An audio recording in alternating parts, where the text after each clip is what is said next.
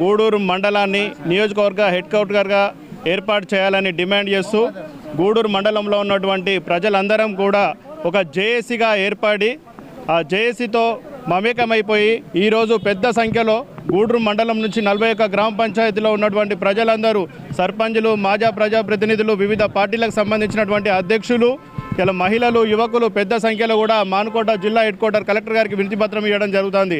అయ్యా, మీకు చేతులెత్తి దండం పెడుతున్నాం, మా డిమాండ్ అంతా ఒకటే, మాకు గొంతమ్మ కోరికలు ఏమి లేవు. మా నియోజకవర్గము గతంలో నర్సంపేట నియోజకవర్గంలో మమ్మల్ని గూడూరు మండలాన్ని కలిపారు, మళ్ళీ తర్వాత పునర్విభజనలో భాగంగా మానుకోట నియోజకవర్గంలో మా గూడూరు మండలాన్ని కలిపారు. మాకు ఎక్కడ అన్యాయం జరుగుతుంది? మాకు పరిపాలన సౌలభ్యం కొరకు గతంలో మా గూడూరు మండల హెడ్ క్వార్టరు స్వతంత్రానికి ముందు తాలూకాగా, సమితిగా రకరకాలుగా పరిపాలన అందించినటువంటి చరిత్ర మా గూడూరు మండలానికి ఉన్నది. రానున్న రోజులలో ఈ నెల డిసెంబర్ 16 నుంచి 18 వరకు ఢిల్లీలో జరుగుతున్నటువంటి పార్లమెంటు డీలిమిటేషన్ కమిటీ ఏదైతే పార్లమెంట్లో ప్రవేశపెడుతున్న బిల్లు ఏదైతుందో మేము స్వాగతిస్తున్నాం. మా బాధని ప్రభుత్వ పెద్దలకు అర్థం చేసుకోవాల్సిందిగా విజ్ఞప్తి చేస్తున్నాం. గూడూరు పరిపాలన సౌలభ్యం కోసం అక్కడున్న ప్రజలు, గిరిజనులు, అత్యధిక సంఖ్యలో గిరిజనులు కానీ, బడుగు బలహీన వర్గాలు కానీ అనేక మంది ప్రజలందరూ కూడా అభివృద్ధి కావాలనే ఒక ఆకాంక్షతోటి గూడూరు మండల హెడ్ క్వార్టర్గా నియోజకవర్గం చేయాలని చెప్పేసి పెద్దలందరినీ కలుస్తూ ఈరోజు మన కలెక్టర్ గారిని కూడా రిప్రజెంటేషన్ ఇవ్వాలని చెప్పేసి పెద్ద సంఖ్యలో గూడూరు మండలం నుంచి కార్లతో ర్యాలీగా రావడం జరిగింది. వీరి ప్రభుత్వ పెద్దలందరూ కూడా సహకరించాలని మీ అందరికీ పేరున దండం పెడుతూ విజ్ఞప్తి చేస్తున్నాం. దాదాపు మా గూడూరు మండలానికి దాదాపు 200-300 సంవత్సరాల చరిత్ర ఉన్నది. ఎందుకంటే మా గూడూరును ప్రతాపరుద్రుడు ఏలిన రాజ్యం, అంతకంటే రుద్రమదేవుడు ఏలిన ఏరియా మాది. నవాబు కాలంలో 1909 నుంచి ఈ రోజు వరకు కూడా అది కేంద్రంగా గుర్తించబడ్డది. 1909 నుంచి 59 వరకు అది సమితిగా నవాబు కాలంలో పాలించడం జరిగింది. అయితే మా మండలం అప్పుడు సమితి కావడానికి కారణం ఏంటంటే 1908లో మట్టెవాడ గుట్టలను బ్రిటిష్ వాళ్లకు ఐరన్ ఓర్ కోసం లీజ్కి ఇవ్వడం జరిగింది నవాబు.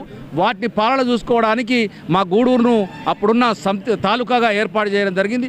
ఆ తాలూకా ఏర్పాటు చేసి ఆ గుట్టలను ఏదైతే మన బ్రిటిష్ వాళ్ళకి ఇచ్చినప్పుడు వాటి బాగోగులు చూడడానికి సమితిగా ఏర్పాటు చేసి ఒక జుబేదారిని, ఒక జమ్మేదారిని ఇక్కడ పెట్టడం కూడా జరిగింది. ఆ రూపం ఉన్నది, ఇక్కడ ఆ పునాదులు ఉన్నాయి. అప్పుడున్న నవాబులు ఇక్కడ వారి కింద పాలించిన పాలకులు అమ్ముకొని పోయిన భూములు ఉన్నాయి, వాటి ఆధారాలు ఉన్నాయి. మాకు 3 సార్లు అన్యాయం జరిగింది. 59లో డీలిమిటేషన్ ఫస్ట్ ప్రభుత్వం వచ్చిన తర్వాత 59లో డీలిమిటేషన్ వచ్చేటప్పుడు అన్యాయం జరిగింది. 76లో అన్యాయం జరిగింది. 2009లో అన్యాయం జరిగింది. మేము మోసపోయినాం. ఇప్పుడు మోసపోయేటందుకు గూడూరు మండల కేంద్ర ప్రజలు ఎవరు కూడా లేరు. కాబట్టి ఈసారి మోసపోము. మేము ప్రాణ త్యాగానికైనా సిద్ధపడతాం.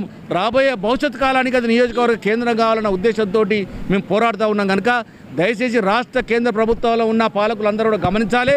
మా గూడూరు మండల కేంద్రాన్ని నియోజకవర్గంగా ప్రకటించాలని చెప్పి మనవి చేస్తూ, మాకు ఏ పార్టీ వాళ్ళతో పంచాయతీ లేదు, ఏ కులం మతంతో పంచాయతీ లేదు. అందరం కులాలకు అతీతంగా, మతాలకు అతీతంగా, పార్టీలకు అతీతంగా సంపన్న జాతులు అందరం కలిసి కొట్లాడుతూ ఉన్నాం నియోజకవర్గం కావాలని చెప్పి. దయచేసి దీన్ని అందరూ కూడా పాలకులు గమనించాలి. మా మండల కేంద్రాన్ని నియోజకవర్గం గుర్తించాలని మనవి చేస్తూ ఈరోజు కలెక్టర్ గారికి రిప్రజెంటేషన్ విజ్ఞాపత్రం ఇస్తున్నాం. గవర్నర్ గారికి ఇవ్వబోతున్నాం, ముఖ్యమంత్రి గారికి ఇవ్వబోతా ఉన్నాం, కేంద్ర హోంమంత్రి గారు కూడా ఇవ్వబోతా ఉన్నాం. ఇచ్చిన తర్వాత ఈ రోజు నుంచి మా గూడూరు నియోజకవర్గం కావాలని చెప్పి నిరసన కార్యక్రమాలు జరుగుతూనే ఉంటాయి. ప్రభుత్వాలు గుర్తించేంత వరకు మనవి చేస్తూ